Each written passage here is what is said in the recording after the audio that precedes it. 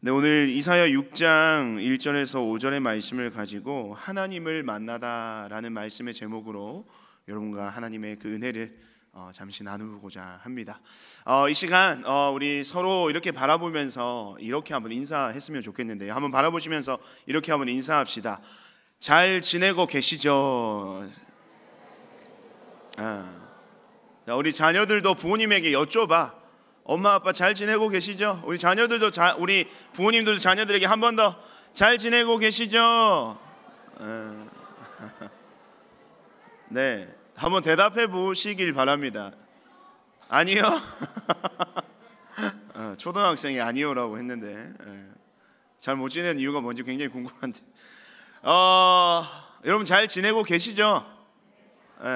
근데 얼굴 표정이 다들 지금 굉장히 굳어 계시고 이제 우리 어머님들은 돌아가셔서 이제 전 부칠 생각하시니까 좀 힘드시고 아버님들은 운전해 가실 거 우리 자녀들은 생각보다 많은 친척들이 안 온다는 소식이 좀 비통해서 여러분 잘 지내시길 바랍니다. 잘 지내십시오. 우리는요 이런 인사를요 보통 서로 아주 자연스럽게 주고받는 인사죠. 잘 지내십니까? 특별히 이 명절 때 오랜만에 만난 우리 가족들 또 친척들 또 함께 이 인사를 많이 나누게 됩니다. 잘 지내고 계신가요? 근데 이렇게 자연스러운 일상의 인사가요 요즘에는 굉장히 좀 묵직하게 다가옵니다. 저도 오가면서 많은 성도님들을 만나고 또 많은 분들을 대할 때 그냥 우리가 여느 때처럼 그냥 우리 목사님 잘 지내고 계시죠? 라고 하면 예전에는 예 집사님, 예 성도님 잘 지내고 있습니다 라고 이야기를 하는데 마찬가지로 말은 그렇게 하지만 요즘은요 그 인사를 딱 듣는 순간 마음에 뭔가 부담감이 딱 오는 거예요. 그러면서 드는 생각은 어떤 생각이 드느냐, 정말 내가 잘 지내고 있을까? 라는 생각이 들더라고요. 정말 내가 잘 살고 있을까? 지금 내가 살아가고 있는 나의 이 삶의 모습이 정말 잘 살고 있는 모습일까? 지금 내가 살아가고 있는 이 삶의 걸음걸음이 정말 잘 살고 있는 삶의 방향들로 나는 지금 지내고 있나? 라는 생각들이 막 머리에 가득합니다. 그래서 이런 고민들이 요즘에는 계속 들어서요 제 주변에 있는 또 많은 또 저보다 앞서가신 선배 목사님들에게 그런 저의 어떤 생각들과 고민들을 종종 나눕니다. 그러면 선배 목사님들이 공통적으로 하시는 말씀이 있어요. 뭐라고 하시냐면, 보시오 동주 목사, 당신이 그런 생각이 많아지고 그런 삶의 무게와 부담을 느끼는 거는 이제 당신이 나이가 들어간다는 증거요. 2부 예배 때는 많이 웃으시던데 죄송합니다. 나이가 든다는 표현. 근데 여러분이 보시다시피 저는 굉장히 젊은 목사지 않습니까? 아멘까지 하실 필요는 없지만 그 얘기를 듣는데 받아들여지지 않더라고요. 내가 이렇게 젊고 아직 팔팔한데 무슨 나이가 든다는 말씀이신가 목사님? 아이고 무슨 말씀을요? 라고 반응은 했지만 다시 한번 그 말씀을 생각해 보니까 충분히 일리가 있는 이야기인 것처럼 들려졌습니다. 저는요 어릴 때 목회자의 집에서 자랐습니다. 아버지가 목사님이세요. 그래서 꽤나 아버지가 경상도 분이시고 또 목회자이기 때문에 꽤나 엄하시고 또 억압과 수많은 핍박까지는 아니지만 죄송합니다. 어릴 때 굉장히 좀 나름대로 좀 빡센 유년기와 청소년기를 보내왔었습니다. 이 장남이라서요 겉으로는 아버지의 말씀에 잘 순종하는 척 했지만 속으로는 어떤 마음을 먹었냐면 제발 빨리 20살이 되어라. 그래서 내가 이 모든 억압과 굴레로부터 벗어나 자유를 만끽하리라 하면서 이 20살이 되기만을 기다렸던 것 같습니다. 그런데 정말 20살이 되던 때에 집을 떠나서 가정을 떠나서 살게 되었고요. 그 20살에 제가 누리고 경험했던 인생의 삶의 자유는 이루 말할 수 없는 기쁨이 넘쳐났습니다. 그런데 그러한 기쁨도 잠시 그런 잠깐의 기쁨이 지나가고 난 뒤에 또다시 제게 몰려오는 인생에 대한 부담감들이 있었습니다. 그것은 바로 그 자유에 대한 책임이었습니다.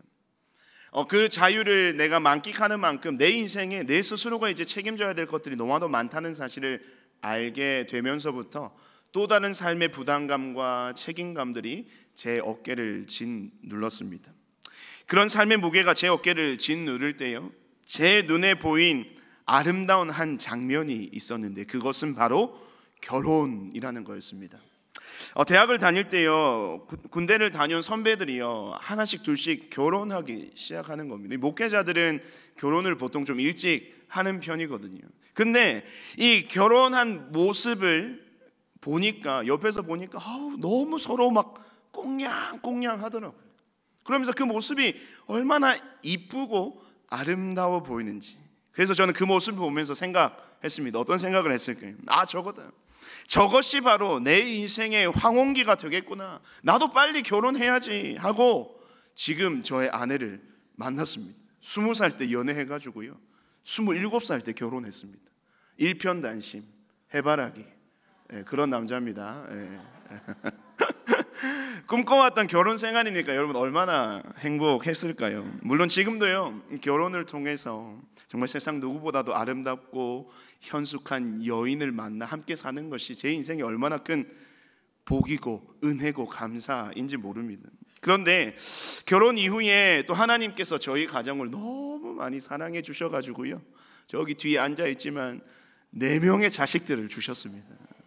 할렐루야, 감사합니다. 이 자식들이요, 하나 얼마나 이쁘고 얼마나 사랑스러운지요, 얼마나 행복한지 모릅니다. 이부와는 좀 다르게 가겠습니다. 왜냐하면 지금 아이들이 앉아있기 때문에.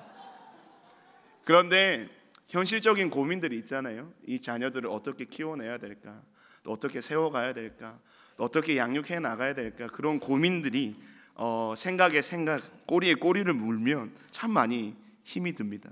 그래서 그냥 고백하는 건 그거예요. 아내와 저는 주님, 그저 매일 일용할 양식과 일용할 은혜만 간구할 뿐입니다. 주여, 우리를 불쌍히 여겨주시옵소서. 그런 고백을 하면서 하루하루를 지나고 있습니다. 여러분 생각나실 때마다 저희 6인 가족을 위해서 함께 기도해 주시기를 부탁드립니다. 네, 저는요, 어릴 때는요, 어른이 되면 다 끝나는 줄 알았어요. 내가 하고 싶은 대로, 내가 원하는 대로, 내가 더 즐겁고 기쁜 대로 더 자유를 만끽하고 누리며 사는 그런 자유로운 삶이 어른의 삶인 줄 알았다고요. 그런데 여러분, 그런 말이 있지 않습니까? 자유에는 그만큼 뭐가 따른다고요? 책임이 따른다는 겁니다. 시간이 흐르면 흐를수록, 나이가 들면 들수록 이 부모님 품에 있을 때가 가장 행복한 시절임을 이제 와서야 느끼게 됩니다. 그래서 요즘요, 참 엄마 아빠가 많이 보고 싶습니다. 저는 아직도 어머니 아버지한테 엄마 아빠라고 부르거든요. 엄마 아빠가 너무 보고 싶어요. 그래서 사역 끝나면 이제 그 엄마 아빠 보러 이제 창원으로 갈 거예요. 우리 사랑하는 다음 세대들, 너희들이 지금 너희들이 사랑하는 부모님과 함께 있을 때가 가장 행복한 시절임을 여러분 믿으시기를 바란다. 부모님들만 아멘 하시네.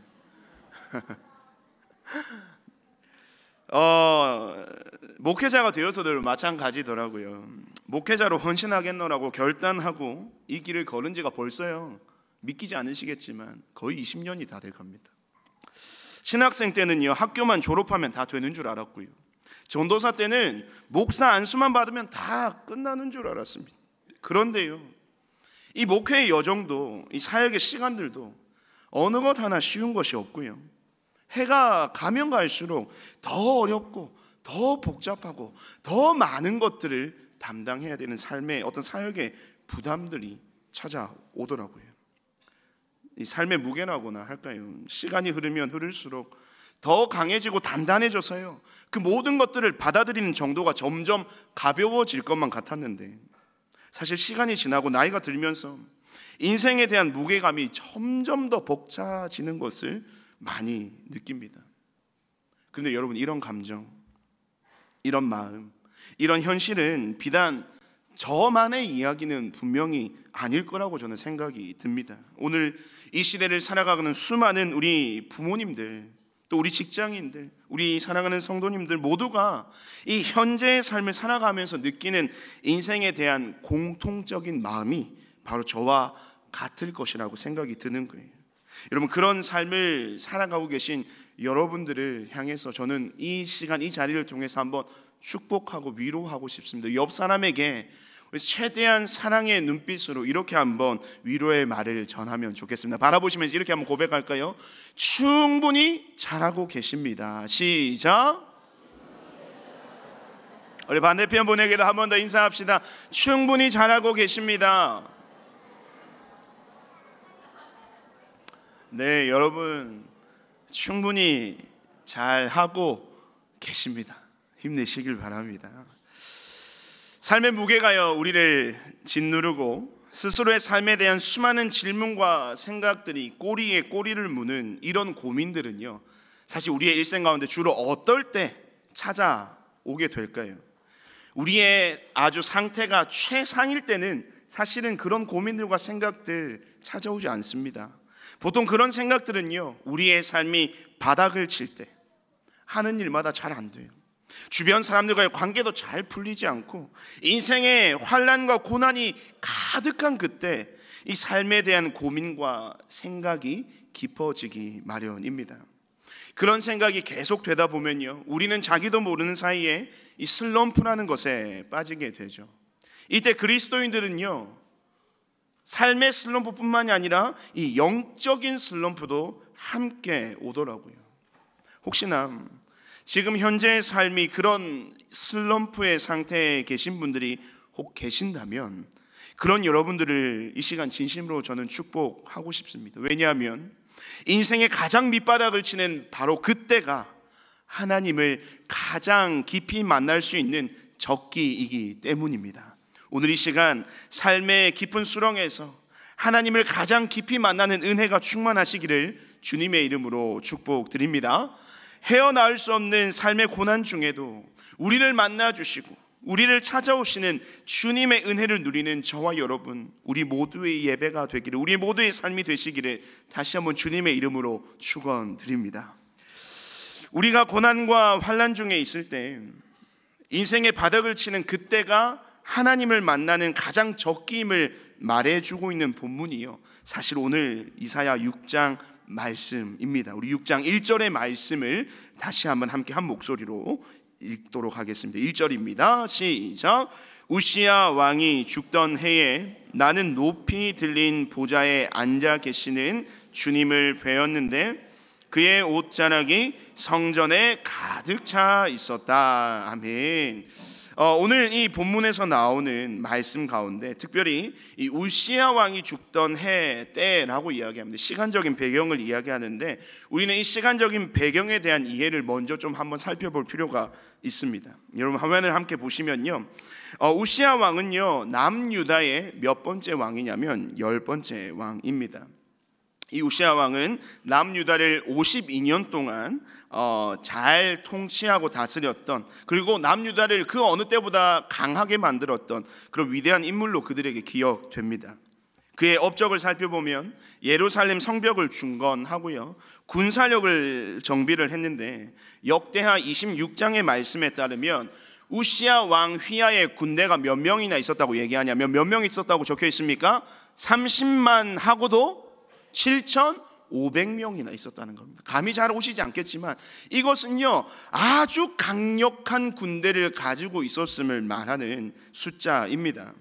그렇게 많은 군대들을 거느리고 있었고 그 많은 군대들을 양성했고 또 그들에게 병기체계, 창과 투구와 갑옷과 활과 물맷돌을 갖추게 하면서 이 병기체계도 확립했습니다. 그러니까 군사적인 강성함을 이루었던 때가 바로 우시야 왕 때였습니다. 그것을 토대로요 이스라엘을 평소에 늘 괴롭혔던 이방 민족들이 있습니다. 블레셋, 아라비아, 또 마온, 암몬 족속들을 차례대로 정복했던 왕이 바로 우시야 왕입니다. 남유다의 왕의 계보 가운데 정말 이례적으로 찾아보기 힘든 강하고 용맹한 영웅적인 왕으로 추앙받던 그 왕이 바로 오늘 6장 1절에서 나오는 우시야 왕이었다는 거예요. 그런데 이 남유다의 입지전적 영웅으로 추앙받던 우시야가 그만 죽고 만 것입니다. 자연스럽게 죽은 것이 아니라 그는 나병에 걸려서 죽게 되었거든요. 근데 왜 나병에 걸렸느냐? 이 제사장이 해야 되는 그 분향하는 일을 본인이 하려고 하다가 그만 나병에 걸리게 되고, 마지막에는 별궁에서 섭정을 하다가 쓸쓸하고 고통 가운데 죽어갔던 왕이 바로 이 우시야 왕이었습니다. 여러분, 한 나라의 왕이 죽었습니다. 그것도 국가의 번영을 이루었던 왕이 죽게 된 거예요. 이것은 해당 국가가 경험할 수 있는 가장 큰 비극이자 불행이며 이 나라의 역사상 가장 위기의 순간임을 의미하는 사건입니다. 이 위기는요, 오늘 저와 여러분이 앞서 이야기했던 한 개인으로서 겪는 삶의 어려움이나 위기와는 비견될 수 없는 이 범국가적인 위기 상황을 지금 남유다는 맞이하게 된 겁니다. 이후에 남유다는 어떻게 흘러갈까요? 남유다의 향후 전망은 어떻겠습니까? 상당히 비관적이겠죠. 왕이 사라진다는 것은요, 모든 지휘 통제 시스템이 마비가 되는 것입니다. 이 시스템이 붕괴가 된다는 것은 그 나라의 혼란이 야기될 것이라는 것을 예상할 수 있어요. 평소 앙심을 품었던 적대국들은 바로 이 기회를 놓치려 하지 않고요, 당한 모든 것을 갚아주려고 할 것입니다. 그러면 그런 정말 정신없고 혼란스러운 그런 정세 가운데 그 내부에 있었던 남유다의 백성들의 마음은 여러분 어떠했겠습니까? 보호받지 못할 것이라는 걱정과 함께 불안과 두려움으로 잠 못 이루는 나날들을 보내게 될 것입니다. 결국 이 남유다라는 나라는요, 쇠락과 쇠퇴의 길을 갈 것이 눈에 보듯 뻔하다는 겁니다. 이런 국가적 위기의 상황을 맞이한 이때에 선지자 이사야는 하나님을 배우게 된다는 이 시점이 여러분 너무나도 중요하다는 거예요. 이런 국가적 위기를 맞이한 이때 이사야는요, 하나님을 뵙게 됩니다. 더 정확하게는 그런 이사야에게 하나님이 먼저 찾아오신 것입니다. 우리 그런 배경을 가지고 다시 한번 더 1절 말씀을 함께 한 목소리로 읽겠습니다. 1절입니다. 준비 시작. 우시야 왕이 죽던 해에 나는 높이 들린 보좌에 앉아 계시는 주님을 뵈었는데 그의 옷자락이 성전에 가득 차 있었다. 아멘. 이사야는요, 환상 가운데 높이 들린 보좌에 앉아 계신 누구를 대면하게 됩니까? 하나님을 대면하게 됩니다. 여러분, 이 보좌에 하나님이 앉으셨다는 것은 어떤 의미냐면 이 세상에 대한 하나님의 왕권을 상징하는 것입니다. 높이 들리셨다라는 것은 세상에 대한 하나님의 초월성을 의미하는 것이고, 또 그의 옷자락이 성전에 가득했다라는 것은 하나님의 그 놀라운 영광이, 그 은혜가 그들 가운데 충만하게 임했다라고 하는 하나님의 임재를 상징하는 것입니다. 그렇다면 이 환상의 의미를요, 지금 남유다의 상황과 한번 연관지어서 해석하면 이렇게 해석할 수 있습니다. 이 남유다의 전성기를 누렸던 우시야 왕이 죽었습니다만, 또 그로 인해서 수많은 어려움과 위기가 닥치게 될 것처럼 보여지지만, 그런 상황 가운데 높은 보좌에 앉으신 하나님을 이사야가 남유다를 어쩌면 대표하여서 그 하나님을 만나게 되었다는 것은 하나님만이 그들의 삶의 유일한 통치자가 된다는 사실을 알려주는 것입니다. 그리고 하나님만이 그들의 삶의 진정한 왕 되심을 이사야와 그 남유다 백성들, 이스라엘 백성들에게 보여주시는 것이죠. 비록 인간의 왕, 그 유한한 인간의 왕의 시간은 너희들 가운데 끝이 났지만, 너희들의 진정한 왕인 나 여호와 하나님, 너희들의 왕인 나의 시간은 아직 끝이 나지 않았음을, 나의 시간은 너희들과 함께 영원히 있을 것임을 하나님은 이 이사야를 만나시는 이 장면을 통해서 이사야와 그 백성들을 향해 두렵고 떨리는 마음으로 위기와 절망 가운데 살아가는 그 인생들을 향하여 하나님은 그 당신의 위로와 당신의 평강의 메시지를 그들에게 전해주고 있는 것입니다. 그래서 이제 이 주님과 만남을 통해서 이사야와 이스라엘 백성들은 어떤 기대를 가지고 있겠습니까? 하나님은 그 만남을 통해서 어떠한 기대를 갖고 계실까요? 그것은요, 이제는 모든 죄악된 그 인간의 부정의 역사를 끝마치고 그들 가운데 충만히 임재하시는 하나님으로 인해서 그들 가운데 새로운 시대가, 그들 가운데 새로운 시대가 도래될 것임을 암시하는 하나님의 통치와 다스리심에 대한 기대와 소망이 가득한 만남이 지금 이사야와 하나님과의 만남에 있다는 것입니다. 여러분, 이처럼 하나님과의 만남은요, 곧 새로운 삶의 시작을 의미하는 것입니다. 이 새로운 시작은 무엇인가? 이전의 모든 부정과 죄악의 시대로부터, 실패와 좌절과 절망으로부터 벗어나서 새로운 삶의 소망을 향하여 나아가게끔 하는, 그 새로운 삶의 소망의 길로 누구와 함께 여러분 가는 것입니까? 높은 보좌에 앉으신 만왕의 왕이신 하나님과 함께 새로운 시대로 나아가는 삶의 소망이 가득 넘치는 만남이 바로 우리 하나님과의 만남이라는 것입니다. 현재의 삶의 위기와 어려움은 분명히 존재하지만요, 내게 존재하는 모든 문제와 어려움, 모든 상황을 뛰어넘어 내게로 먼저 찾아오시는 분이 바로 저와 여러분의 하나님이심을 믿으시길 바랍니다. 오늘 그 하나님과의 깊은 만남이 여러분의 삶과 예배 가운데 충만하시기를 주님의 이름으로 축복드립니다. 이사야를 만나주신 영광스러운 하나님을 오늘 이 시간 우리가 이 자리에서 뵙게 될 때 저와 여러분의 삶은 하나님이 여시는 새로운 소망의 길로 나아가게 될 것임을 저는 확신합니다. 그런 마음으로 우리 함께 이 시간 이렇게 서로를 위해서 함께 도전했으면 좋겠는데, 서로를 바라보시면서 한 번 더 고백합시다. 이렇게 고백합니다. 하나님을 만나는 은혜가 있으시길 바랍니다. 시작. 하나님을 꼭 만나고 돌아가시는 여러분의 예배가 되기를 간절히 소망합니다.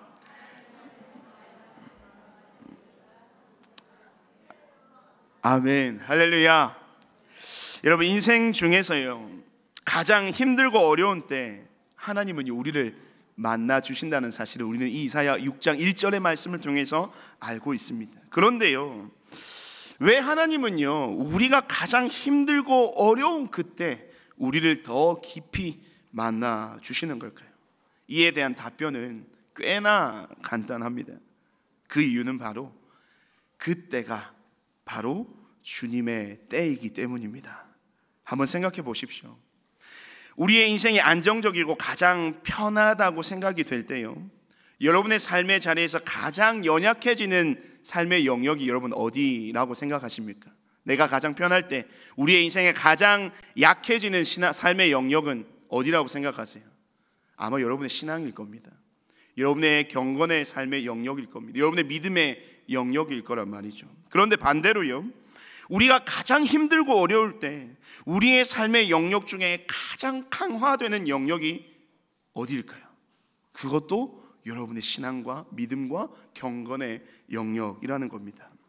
하나님이 우리를 가장 힘들고 괴로운 그때에 만나주시는 이유가 바로 여러분 여기에 있어요. 우리 자신을 한번 돌아보면요, 그렇지 않습니까? 좋을 때는, 우리의 인생이 아주 해피할 때는요, 우리는 하나님을 잘 찾지 않습니다. 마치 내가 스스로 모든 것을 할 수 있을 것만 같은 생각이 우리의 생각과 마음을 지배합니다. 하나님 없이도 잘 살 수 있고, 하나님 없이도 잘 이겨낼 수 있고, 하나님 없이도 성공할 수 있다고 생각하는 바로 그 영적 교만함이 우리 안에 가득하게 되는 거예요. 자연스럽게 어깨에 뭐가 실릴까요? 아까 2부 예배 때는 곰이 실린다 그러더라고요. 곰도 있습니다만, 우르사가 필요합니다만, 그런 영적인 교만함이 우리 안에 있을 때 우리 어깨에 실리는 것은 힘이에요. 어깨에 힘이 가득 실리게 되는 겁니다. 그런데 여러분, 하나님은요, 이상하게 우리의 어깨에 힘이 잔뜩 실려 있으면요, 잘 일하시지 않더라고요. 이것에 대한 산 증인이 바로 우시아입니다. 우시아가 그의 통치 기간 동안요, 그토록 놀라운 치적들을 세울 수 있었던 이유가 여러분 무엇인지 아십니까? 역대하 26장 4절과 5절 말씀이 그 우시아 왕의 삶의 근거를 이야기합니다. 우리 역대하 26장 4절과 5절 말씀을 화면을 보면서 한 목소리로 읽겠습니다. 시작.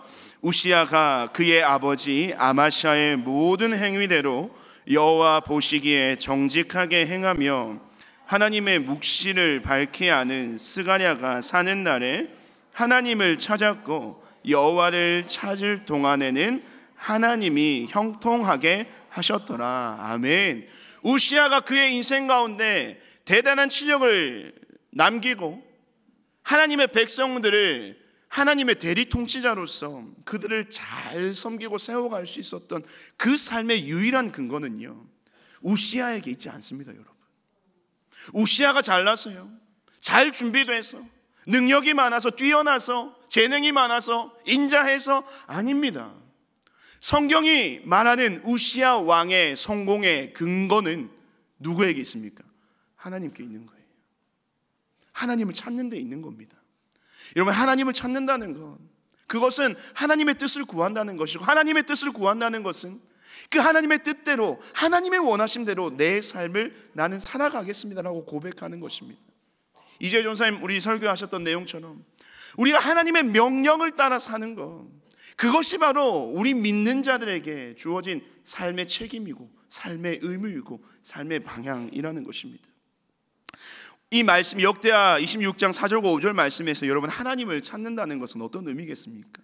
나의 삶의 주도권을 하나님 앞에 맡겨드린다는 겁니다. 내 손에서 힘을 빼는 거예요. 내 어깨에서 힘을 빼는 겁니다. 그리고 나의 삶을 하나님께서 온전히 주장하시도록 나를 온전히 그분께 내어드릴 때 하나님은 그 사람을 통해 당신의 일을 행하시는 분이심을 오늘 이 말씀이 분명하게 증거하고 있는 것이죠. 그런데요, 여러분, 아까도 말씀드렸지만 우시아가 왜 말년에 나병에 걸려서 안타까운 죽음을 맞이했다고 했습니까? 자기의 힘이 너무 많이 들어간 거예요. 내가 뭔가를 해보려고, 내가 뭔가를 하니까 뭐예요? 다 되더라는 거예요. 내가 뭔가를 시도하고 도전하고 하는데 다 되더라는 거예요. 근데 처음에는 이 고백이요, 앞에 어떤 조건이 달려 있었습니다. 뭐예요? 하나님의 말씀대로 내가 해보니 되더라는 거예요. 하나님의 뜻대로 내가 순종해보니 내 인생에 많은 일들이 이루어지더라는 겁니다. 근데 이런 성공과 대단한 삶의 이야기들을 경험하다 보니까 점차 이 마음에 영적인 교만함이 찾아와서 이 앞에 조건이 사라져 버리기 시작하는 겁니다. 하나님을 찾는 일, 하나님께 구하는 일, 하나님의 뜻을 묻는 일, 그것은 완전히 배제된 채 힘이 잔뜩 들어가서 나는 내가 할 수 있어, 그러면서 선을 넘은 거예요. 제사장이 분향하는 그 일까지 이 우시아 왕이 하게 됨을 통해서 그런 영적 교만에 대한 하나님의 벌하심, 나병으로 그는 불행한 인생의 말로를 겪게 되는 것입니다. 이처럼 하나님은요, 자기의 힘을 과시하고요, 자기의 힘을 의지하고요, 자기의 힘을 통해서 자기의 이름을 막 나타내려 하는 자들을 통해서는 여러분 절대 일하시지 않습니다. 하나님은요, 그런 자들을 통해 당신의 뜻을 이루는 것을 기뻐하지 않으시더라고요. 그래서 하나님은요, 우리가 가장 힘들고 어려울 때 우리를 가장 깊이 만나 주시는 겁니다. 힘들고 어렵다는 것은요, 더 이상 내가 무언가를 할 수 없을 때를 말하는 것이죠. 지치고 포기하고 싶다는 것은요, 더 이상 내 안에서 어떤 것을 전혀 기대할 수 없는 상태를 의미하는 것입니다. 아무런 힘도요, 능력도 나타내지 못하는 가장 절박한 그때 하나님은 저와 여러분을 찾아오십니다. 그리고 당신의 권능으로 우리를 새롭게 일으켜 주시고요, 우리를 통해 당신의 뜻을 이루어 가시는 이 놀라운 회복과 은혜의 역사가 바로 가장 힘들고 어려운 때에 우리를 만나주시는 하나님과의 그 만남으로부터 우리의 인생 가운데 시작되는 것입니다. 사랑하는 성도 여러분, 하나님과의 만남에는 반드시 때가 있음을 믿으시길 바랍니다. 그 때가요, 바로 지금 이 순간이길 저는 간절히 소망합니다. 하나님이 지금 이 순간 저와 여러분들, 우리 모두를 만나 주신다면 하나님은 반드시 저와 여러분을 통해 당신의 뜻을 이루어 가실 것입니다. 하나님이요, 누군가를 만나 주실 때는요, 그 만남에 분명한 목적들이 있음을 우리는 알아야 합니다. 오늘 이사야를 만나신 것도, 이사야를 통해서 하나님은 이스라엘의 회복을 꿈꾸고 계셨기 때문에 하나님은 지금 이사야를 찾아오신 것입니다. 만약 하나님이요, 지금 이 순간, 지금 이 자리가 아니더라도 우리의 삶의 모든 순간 가운데 하나님이 저와 여러분을 만나 주신다면 그 만남의 목적은 분명 두 가지일 것입니다. 첫째는 하나님은 저와 여러분을 만나 주심으로 우리의 삶을 회복해 하실 것입니다. 믿으십니까? 둘째로요, 하나님은 저와 여러분의 회복을 통하여 우리가 속한 가정과 일터, 목장과 교회, 더 나아가 이 땅을 거룩한 하나님의 나라로 회복해 하실 것입니다. 할렐루야. 이러한 하나님과의 거룩한 만남을 여러분 날마다 기대하시는 여러분들의 매일의 시간이 되기를 간절히 소망합니다. 하나님과의 그 거룩한 만남을 날마다 기대하며 살아가시는 여러분의 인생 되셨으면 좋겠습니다. 그런 기대와 소망의 끝에서 여러분 하나님을 꼭 만납시다. 아멘이십니까? 거룩하신 하나님과의 만남을 가진 그 이사야, 그 만남과 부르심 앞에 그 이사야는 하나님 앞에 이렇게 고백합니다. 마지막으로 8절 말씀입니다. 우리 함께 화면을 보고 함께 큰 목소리로 읽겠습니다. 내가 또 주의 목소리를 들으니 주께서 이르시되 내가 누구를 보내며 누가 우리를 위하여 갈꼬 하시니 그때에 내가 이르되 내가 여기 있나이다 나를 보내소서 하였더니. 할렐루야. 하나님을 만나게 되는 여러분의 삶의 화답이 바로 이와 같기를 간절히 소망합니다. 주여, 내가 여기 있습니다. 나를 보내어 주시옵소서. 주님, 제가 여기 있습니다. 주님, 당신의 뜻을 이룰 수 있는 당신의 일꾼으로 나를 삼아 주시옵소서. 기꺼이 주님의 뜻 앞에 순종함으로 내가 나아가겠습니다. 이러한 고백은 어떤 자들이 할 수 있을까요? 하나님을 간절히 구하고 찾으며 그 하나님을 인생의 가장 깊은 수렁에서 하나님을 가장 깊이 만나는 자들, 그 하나님과의 그 만남을 통하여 인생 가운데 새로운 소망의 길로 달려가는 하나님의 믿음의 백성들만이 고백할 수 있는 귀한 신앙의 고백인 것입니다. 저는 이 고백이 우리 모든 은혜샘물교회 성도들의 고백되기를 간절히 소망합니다. 그래서 더 간절히 구하십시오. 매주 나오는 이 예배의 자리, 매일의 여러분의 묵상의 자리, 매일의 일상의 자리, 높이 들린 하나님, 보좌에 앉아 계신 하나님은 세상에 대한 하나님의 초월성을 상징한다고 했습니다. 그 하나님은 여러분의 인생 가운데 여러분이 어디 있든지 여러분과 함께 하시는 하나님이심을 믿으시길 바랍니다.